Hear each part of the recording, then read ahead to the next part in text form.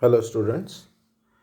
Today we'll discuss about the parts of the bone. Before passing to the parts of the bone, in previous classes we have already discussed about the classification of the bones. And regarding classification, we'll go to the short discussion onto the classification of the bones. Then we will pass on to the parts of the long bones. Okay. Regarding classification, you have been already taught about the position, example, and name of the bone according to the position. There are two types of the bone according to the position. Number one is axial bones, and number two is appendicular bones. And axial and appendicular bones, already you know the name. The axial bones usually present along the axis of the body or midline of the body, that are the skull bones, vertebra, ribs and sternum. These are the axial bones. And appendicular bones, that are bones present in the limbs, that is in the upper limb and the lower limb. Now regarding development, we can classify the bones into three categories. Number one, membranous, number two, cartilaginous, and number three is membranocartilaginous. That is the bones developing from the membranous in origin. That is belongs to the membranous bones. Okay. And those are developing from the cartilaginous. Example, humerus, femur, these are the cartilaginous. And example of the membranous bones, is a parietal, frontal, etc. Okay. Now, there are sometimes that is membranocartilaginous, it is originating from the both membranous part and both cartilaginous part. Okay. Example of these bones are sphenoid in our skull and clavicle, etc. So these are the types of the bones according to the development. Okay. Now regarding the shape, in cases of the shape, we can classify the bones in different categories like long, short, flat, pneumatic, irregular, sesamoid and accessory. Okay. Now we are coming one by one. First, according to them, among them, the most important is the if we keep aside the long bones and short bones, the most important is the sesamoid bones. Okay. This sesamoid bones develops within the tendon as a seed-like structure. Okay. So the main example of the sesamoid bone is the patella. So in the patella or kneecap bone, as you see in the lower limb, so this is one of the most important example of the sesamoid bone. What are the criteria of the sesamoid bone? The sesamoid bone will not have any periosteum. That is number one, no periosteum. Number two is no Haversian system. In the bone there is a system. In long bones and any other typical bones there is a system called the Haversian system. And there is no primary center of ossification. I will come in later about the development of the bones, that is primary center of ossification and secondary center of ossification. In cases of sesamoid bone, there is no primary center of ossification and there is no separate arterial supply for the sesamoid bone. It is supplied by the arteries from the surrounding muscles. Okay. So these are the criteria of the sesamoid bone. Now, what are the example of the sesamoid bone? Sesamoid bone patella in the quadriceps femoris. Number two, in the flexor carpi ulnaris. In our hand, there is, in this area, there is the pisiform bone in the flexor carpi ulnaris, and in the leg there is quadriceps femoris muscle, and within the quadriceps femoris muscle there is the patella bones. How does it help? Why the sesamoid bones present and how does it help? If we consider in our lower limb that this is the femur and this is the lower end of the femur and this is the upper end of the tibia. Okay. If there is no patella, that is muscle of the quadriceps femoris is connecting the two part, that is lower end of the femur with the upper end of the tibia, right? Direct connection. There is no sesamoid bone or patella or kneecap bone. Then the thrust or force of the lower limb will be directly conducted to this lower end of the femur. Okay, or the force of the downward force that is along the femur, it is directly contracted due to contraction of these quadriceps muscles to the upper end of the tibia directly. Okay, so there may be the due to prolonged use, there may be the damage of the two end of the lower end of the femur and tibia. To reduce the force of transmission at this articular surface or the two ends of the bone, there is a placement of the patella within the quadriceps femoris. Okay. So as a result, the force of transmission becomes angular or produces the torque in this area. So this reduces this angular conversion of the force reduces the force of transmission along these two bones, and that causes the decrease of the force during transmission. So this reduces the force of transmission along a articular surface. Okay. So these are the example of our sesamoid bone. What are the other example? Number 3 is two sesamoid bone in front of the head of the metacarpal in the flexor pollicis brevis, two sesamoid bone in the plantar aspect of the head of the first metatarsal in the flexor hallucis brevis. These are the example of the sesamoid bone. Now we are coming to the another type of bone, that are the irregular bones. These are the type of the irregular bone. Irregular bone, as the name suggests, it has no shape. Okay. And it cannot be classified in other class of the bone that are known as the separate irregular bones, such as vertebra, such as hip bone. These are the irregular bone.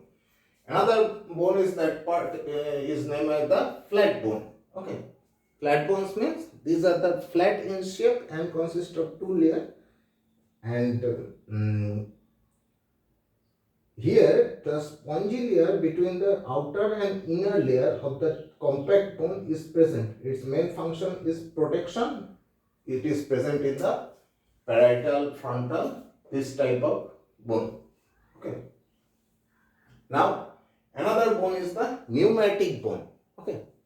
So pneumatic, as the name suggests, it contains some air-filled spaces lined by the mucous membrane. It is present in the maxilla, sphenoid, in this area. Now, other types of bones are the short bones and long bones. Short bone, these are the example of the carpal and tarsal bone. These are the short bones. And long bone, we can classify the long bone into three types. Number 1, typical long bone. Number 2 is modified long bone, and number 3 is miniature long bone. Now, what is the typical long bone that I will discuss a bit later. And in cases of miniature long bone or long bone, modified long bone, there are some particular criteria, okay, that are fulfilled by this defined class of the long bone. Okay. So the example of the modified long bone or the The example of the modified long bone is the clavicle. Okay. The clavicle, although it does not possess a medullary cavity within it and ossifies mostly in the membrane, but functionally the clavicle, like a long bone, is weight bearing and transmit the weight from the upper limb to the axial skeleton. So it is known as the clavicle is known as the modified long bone. Okay. Another thing is the miniature long bone. What is miniature long bone? These are also known as the short long bones. Okay. The bone presents the single epiphysis at one end only. Examples are metacarpal and metatarsal. Okay. So the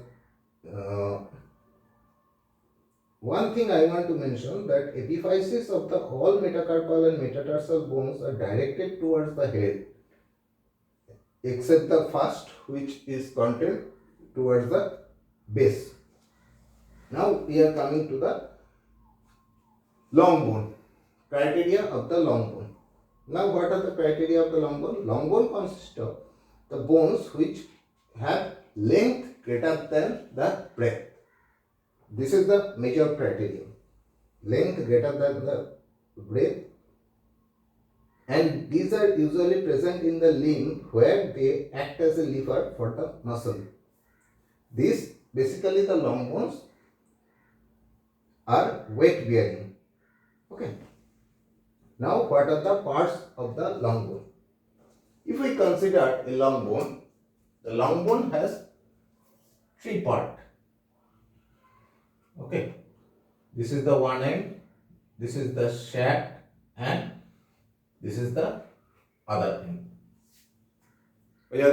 So shaft, a long bone consists of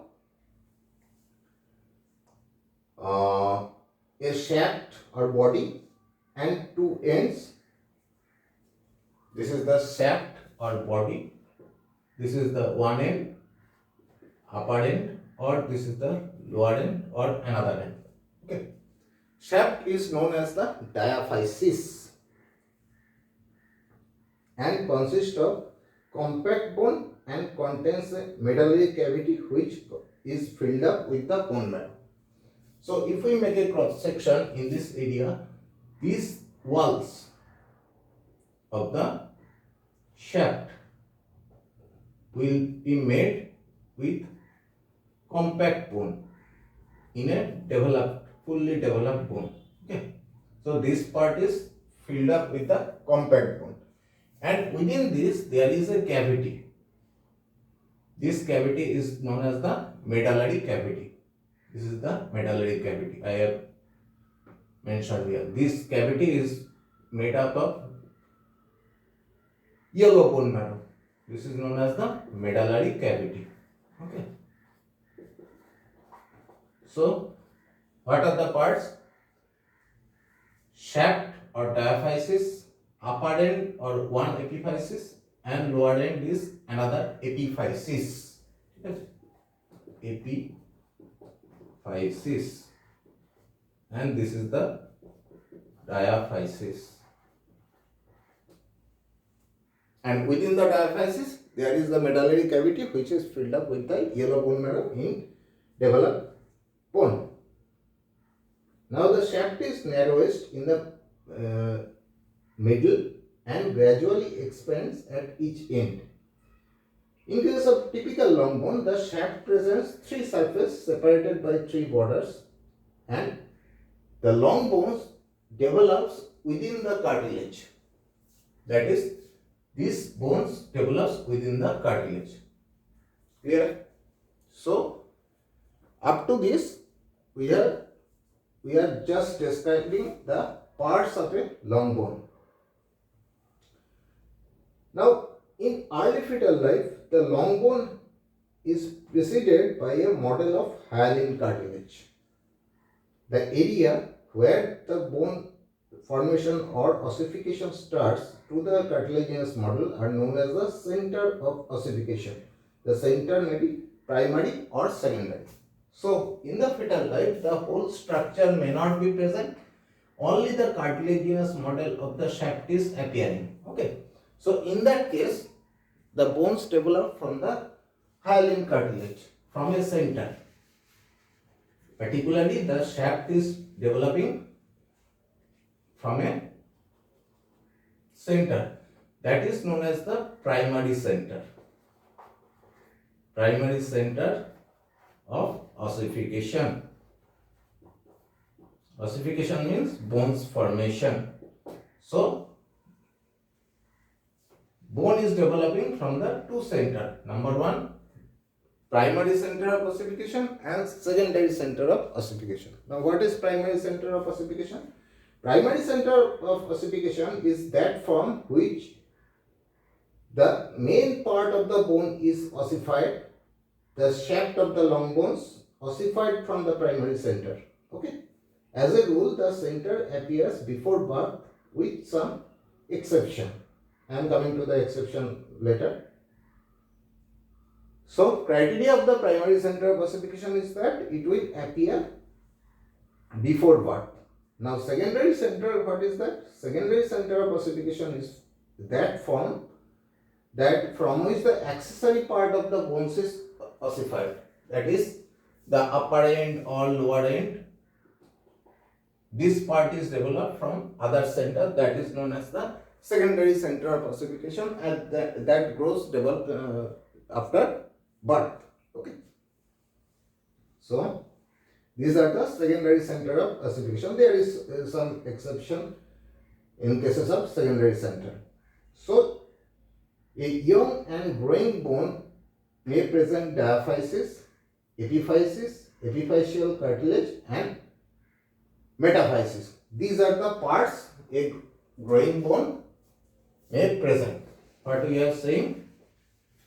First, shaft or diaphysis. This part is shaft or diaphysis. This part is epiphysis. Okay. And this part is metaphysis, that is this orange color part, and beyond that part there is epiphyseal cartilage on the two end, from where the bone grows in height. Okay. So, epiphysis is that part of the bone that is ossified from the secondary center, and diaphysis from the shaft of the bone and is ossified from the primary center. Now, coming to the type of the epiphysis. So, regarding type of the epiphysis, that is this part. If we see a detail in epiphysis or make a longitudinal section of a long bone, in the upper part, matured bone, in the upper part there is the upper end or one epiphysis. Okay. This epiphysis is covered by a bluish color, that is hyaline cartilage, that is known as the articular cartilage. Okay. Now, deep to the articular cartilage, we will get this trabeculae, orange color material, that is known as the trabeculae of the spongy bone. Okay. Beyond that, there is epiphyseal cartilage. Okay. Look that the articular cartilage, that is the cartilage, hyaline cartilage that is covering this articular surface. Why this is articular surface? Because above this there will be a bone with whom this upper part is articulated and making a joint. So, this articular surface is covering only the upper end or upper epiphysis. Okay. That is only the articular surface, and articular cartilage is nothing but the type of the hyaline cartilage. Now, beyond the articular cartilage, there is presence of epiphyseal plate or growing part of the bone in case of developing bone, whatever I am describing. Now beyond that part, there is the part of the diaphysis. Now in the other end, the same situation is present. That is one articular surface that is covered with the articular cartilage, which is nothing but the hyaline cartilage, type of the hyaline cartilage, and within this epiphysis there is presence of the spongy bone. So these are the cross structure in cases of developing bone. Now according to the type of the epiphysis, there may be the different type of the epiphysis. I am coming this topic now. Now if you see these bones, if there is any articular area, so if this is a humerus bone, there will be the scapula, and it is articulating with the head of the scapula. At this area, these epiphysis will undergo a pressure for weight bearing or force transmission. In this area, these epiphysis will be named as pressure epiphysis. Okay. But if there is any other epiphysis, any other part of the bone that is situated in this manner, let's example, and that is attached with some muscle, and the muscle is pulling this area during development, that will be traction epiphysis, because the muscle is pulling this bony part during development. There is a traction. Okay. So this, if there will be any epiphysis, that will be the traction epiphysis. So I am describing this part one by one. Now, what is the traction epiphysis and pressure epiphysis? The pressure epiphysis transmits the body weight and protects the epiphyseal cartilage. As there is the epiphyseal cartilage in this area, this epiphysis, this type of epiphysis will protect this epiphyseal cartilage, because if there is a damage in this epiphyseal plate, there may be the disturbance of the growth of the bone. Okay. And example of this epiphysis is head of the humerus and head of the femur, condyles of the femur, etc. Another type is traction epiphysis. Traction epiphysis is produced by the pull of the some muscles, okay, as I have described, and trochanters of the femur, tubercle of the humerus, and are the example of this type. And in this bone, where the both pressure and traction epiphysis are present, the center for the pressure epiphysis appears earlier than the traction type. Another thing is atavastic epiphysis. This is the atavastic epiphysis. Atavastic epiphysis means this type of epiphysis is present in our body. That epiphysis is present as a bone, separate bone in our lower category of the animal, but in our body it is attached to some secondary bone or host bone and receives from that bones as a parasite. So atavastic, understand that this type of epiphysis in lower category animal, it is present phylogenetically. If we look the lower category animal, this type of epiphysis present in the lower category of animal as a separate bone, but due to development, this type of epiphysis has been converted to a small bone and attached to our any of the bone or host bone to our body as parasite. And example of this atavistic epiphysis are coracoid process of the scapula and posterior tubercle of the talus. So these are the types of the epiphysis. Understand? Now we are coming to the epiphyseal cartilage. Okay. The epiphyseal cartilage is very important for the growth of the bone, during development at the early stage of the bone, there is at least two part of the epiphyseal cartilage on the two end of the long bone, and it is a type of the hyaline cartilage.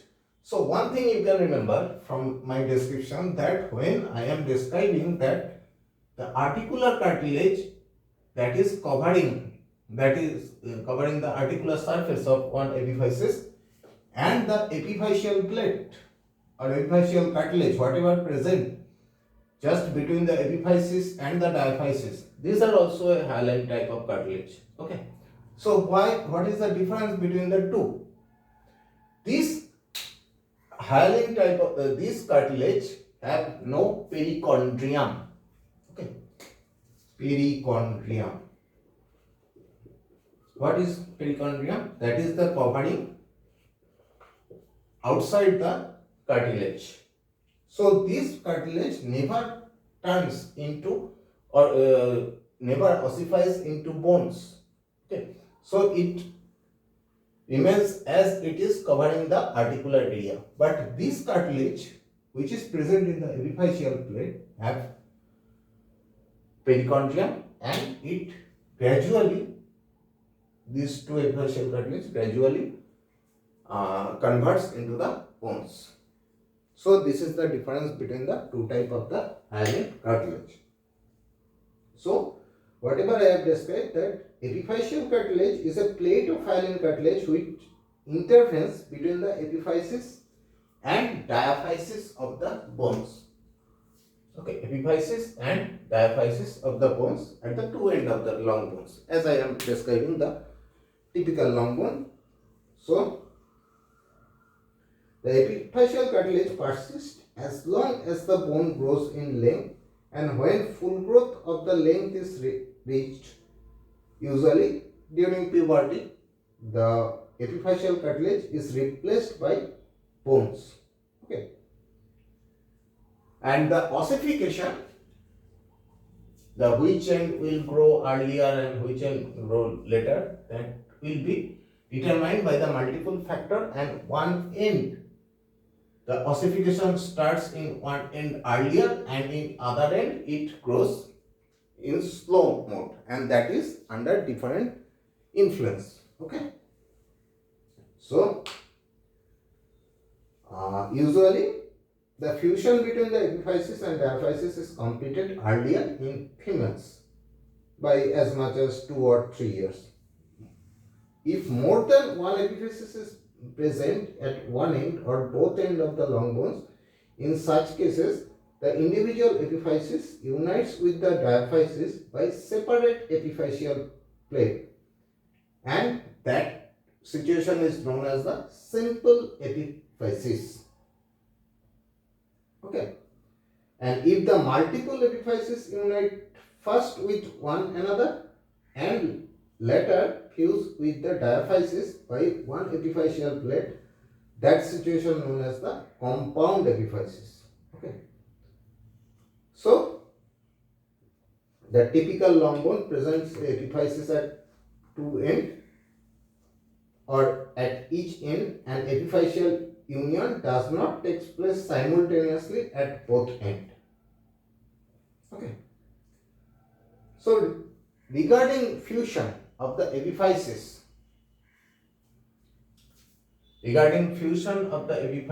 with the diaphysis, there is some rules that maintains during fusion. Okay, the rule is that the epiphyseal center which appears first unites last with the diaphysis, and vice versa.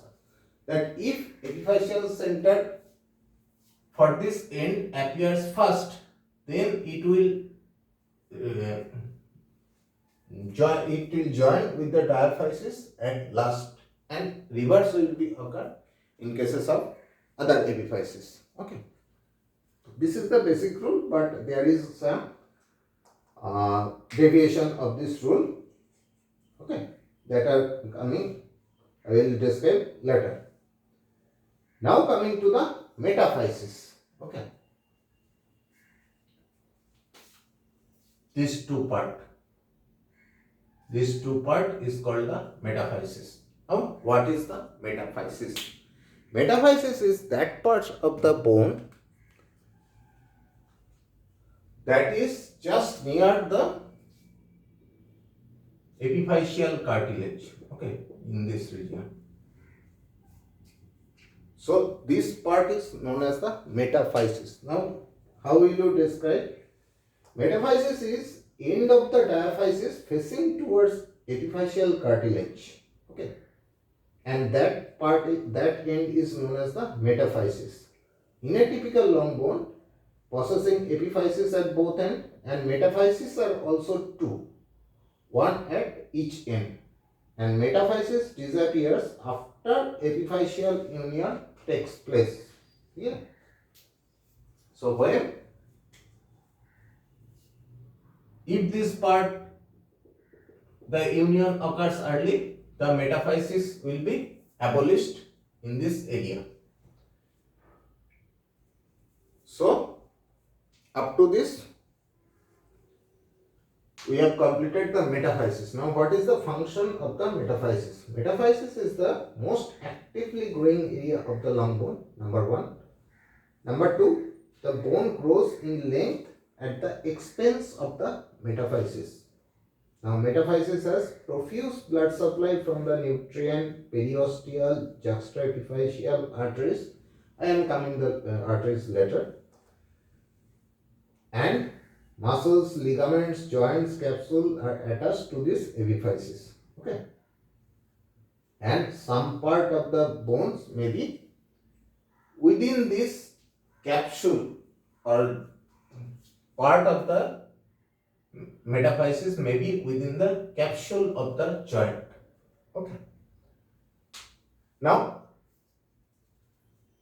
what will be the part of the diaphysis? Now, if we make a simple picture of a diaphysis. So in the diaphysis, first there is a shaft.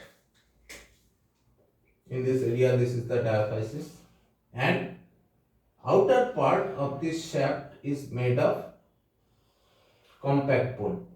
Okay, as I was describing in the first part. And within this there is the medullary canal. Okay, this is the medullary canal.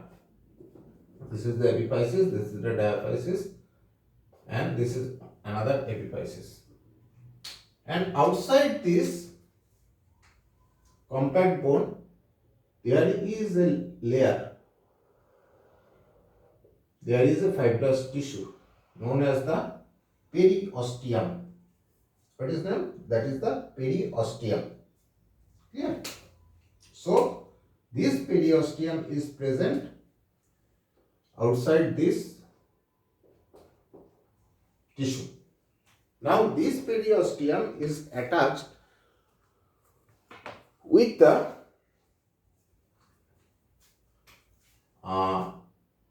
bone by some connective tissue, whatever I have drawn here.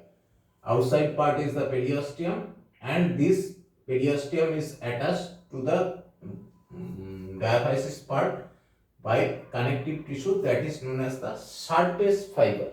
Okay.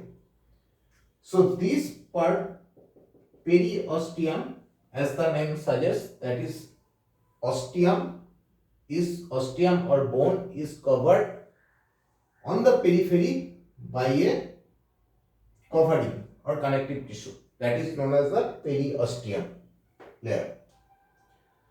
Now periosteum, if you look, I have drawn this periosteum and up to this diaphysis area.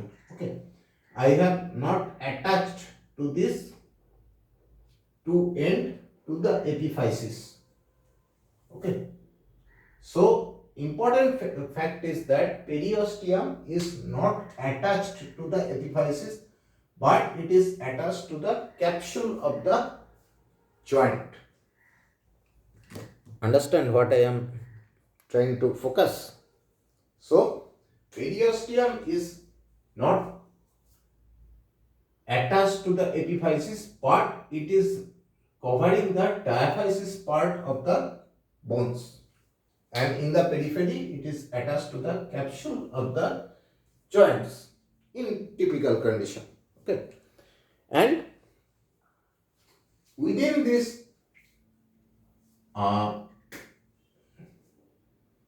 periosteum and the bone, there is periosteal vessels, that is branches of the vessels that is coming from the surrounding tissue. These are the periosteal vessels. These periosteal vessels supplies the diaphysis, that is periosteal vessels supplies up to 1/3 of the compact bone, outer 1/3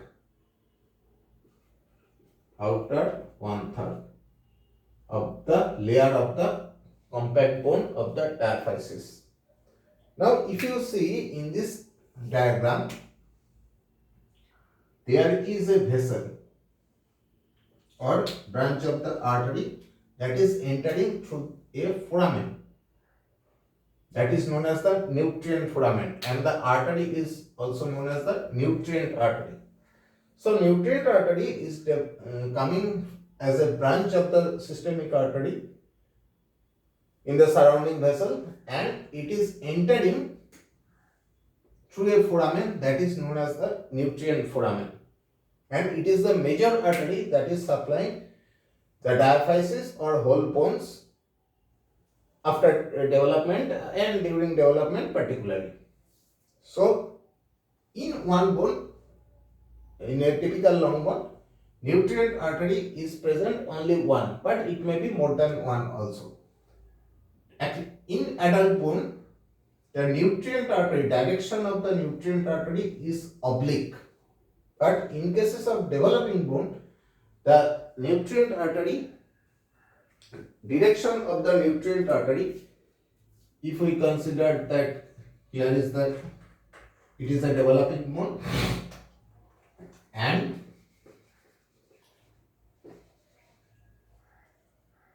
there was the nutrient artery, and in this developing developing bone, the nutrient artery go ascending and descending branches.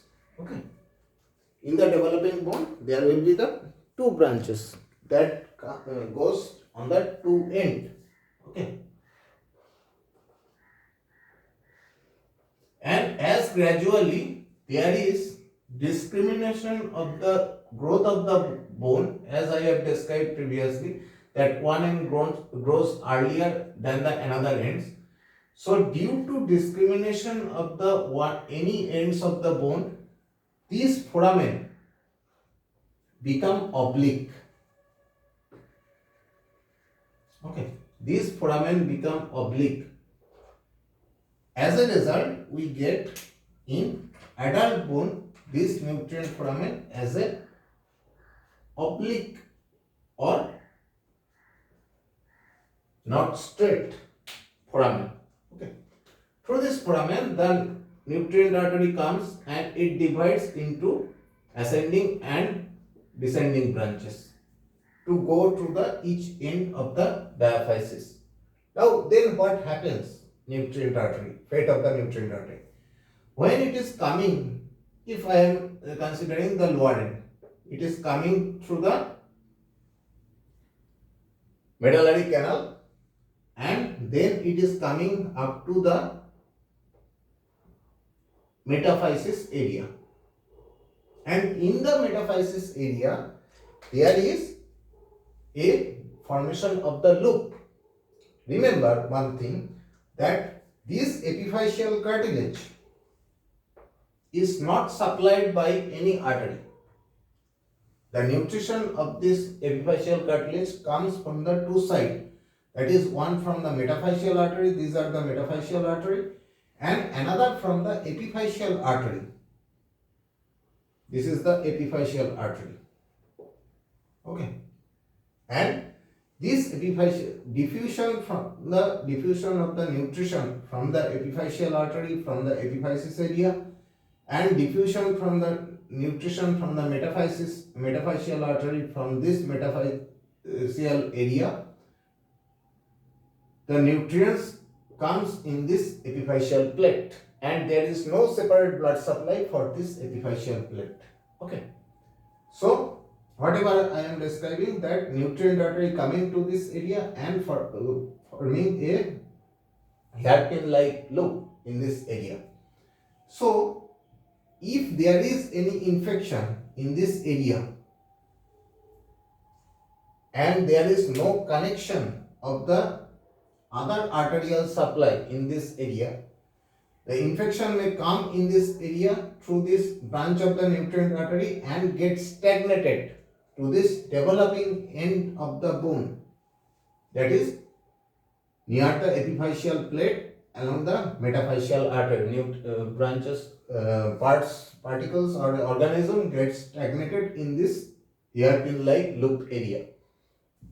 As a result, when there is huge organism, there may be production of inflammation of this area, that is known as the osteomyelitis. For this reason, in young generation or young boys, the infection occurs near the growing ends of the bones. Clear?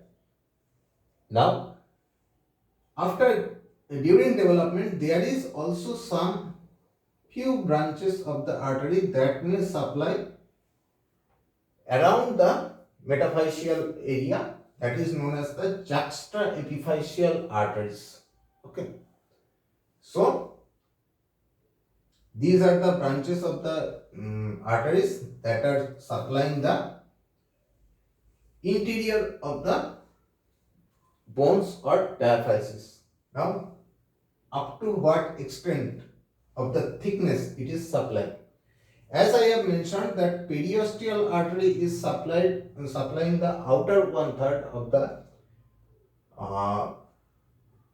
compact bone of the diaphysis. The nutrient artery is supplying the inner 2/3 of the bones, inner 2/3 part of the compact bone.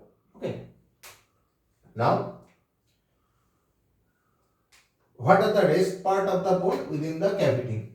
The rest part of the bone at early life, it is filled up with the red bone marrow, and gradually when there is aging of the bone, this cavity or medullary cavity of the long bone is replaced by the yellow bone marrow.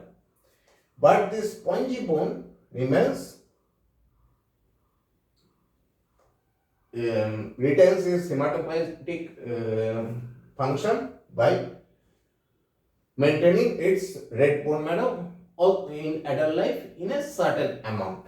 So this area may function as a hematopoietic area, but this medullary canal is replaced by the yellow bone marrow.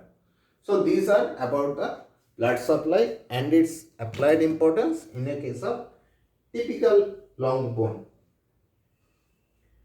Now, whatever I have described, that is up to the different parts and the blood supply of the long bone. Okay. Now, as I have skipped the part, that is the law of union of the epiphysis. Okay. Whatever I have said, that the epiphyseal center which appears first unites. Epiphyseal center which appears first unites with the diaphysis last, and the reverse is also applicable in cases of bony union. Okay. This law is this law also has an exception in cases of fibula. Okay, remember this fact. Now the growing end of the long bone is that end where secondary center appears first and unites last with the diaphysis. Understand? So growing end is situated against the direction of the nutrient foramen of the bone. So as I have described that nutrient foramen is directed in this direction, so growing end will be just opposite to this direction because this area will be fused early and this area will remain its ossification capacity and bone will enlarge in this direction. Okay, so direction of this growth of the bone just opposite to the direction of the nutrient artery. Is it clear? Okay. So the nutrient foramen conveying the nutrient vessel is situated near the middle of the shaft of a long bone as you have seen, and nutrient foramen is horizontal during development, and as it is due to as the bones enlarges, the nutrient foramen become oblique. Okay, and when it is this end is completed, the ossification of lower end is completed early in comparison to the upper end. The fusion of the epiphysis and diaphysis occurs at this end, and direction of the nutrient foramina of the long bones of both upper and lower limbs can be remembered by using a dictum. Okay, you can remember by this mnemonic, or you can make your mnemonic by your own. To the elbow I go, from the knee I flee. I am writing here this line. To the elbow I go,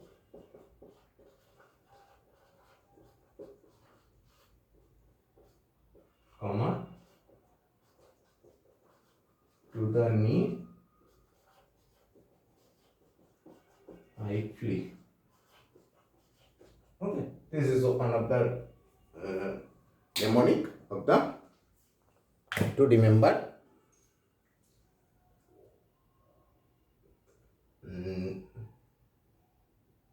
the ossification. Okay, so these are all about the different parts of the long bones, and you just go through the books. And one thing I want to mention regarding the applied importance, as I have described that ossification starts from primary center of ossification from the cartilage. So in cases of young newborn baby, the part of the bones that already been ossified, that is, you can see only the shaft part. Okay, if we make a x-ray in the just newborn baby, just shaft part you can see, and there may be the gap of this secondary ossification center. Okay, and there may be the another bone. So one bone, a gap, and another bone, that is the diaphysis of the long bone, and there is a gap. Okay, so don't confuse with it that in cases of early life or during newborn baby you can see such type of structure in any x-ray, and there may be you may see the one end in cases of developing bone that has been completed, but in the upper end just few part has been appeared, but there is a gap.